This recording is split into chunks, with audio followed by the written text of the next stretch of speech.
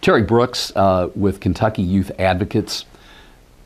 Our vision is that Kentucky is the best place in America to be young. And for that vision to become a reality, we have to look at the health of children. And we know that in the Commonwealth, you cannot talk about the health of children without assessing and analyzing the implementation of managed care. KYA's beat, which clearly is looking at families and children, are picking up very discordant notes in a number of areas. Probably the most troubling is a real threat to mental health services for the young people who are enrolled in managed care. We're hearing lots of different opinions offered, why those services are becoming more difficult, why those services are becoming diluted, why those services are becoming inaccessible. And we're digging to try to find not just what the problem is, but solutions.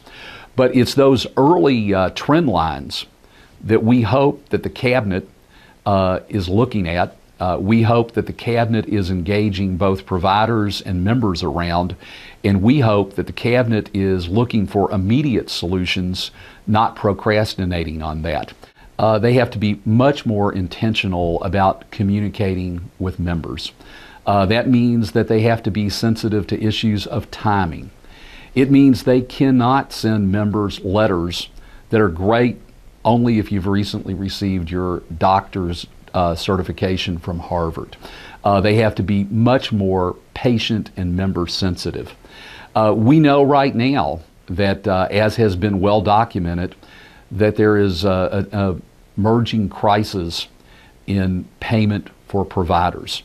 Our concern about that really is that it goes to members, not just providers. If providers are not being paid in a responsive way, that is going to trickle down and impact services to members.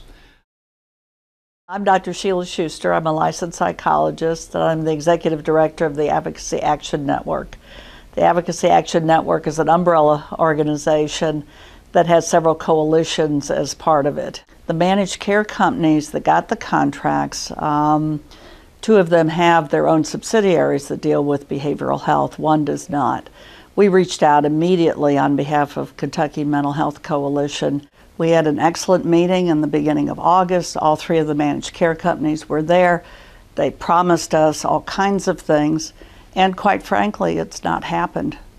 We have numerous stories, and there are more each day, about people whose medications have either needed to be prior authorized by the prescriber with a very difficult process, or where people have gone to the pharmacy and their medications have not been available.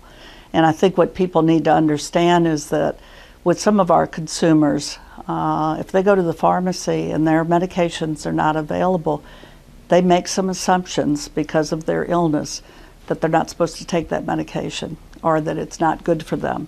And they walk out of that pharmacy and they don't come back the next day to see if it's been solved. And we're seeing those cases time after time after time. We're feeling like we're getting squeezed, so the medications aren't available, but they're also ratcheting down on the number of days in the hospital and the process for getting into the hospital.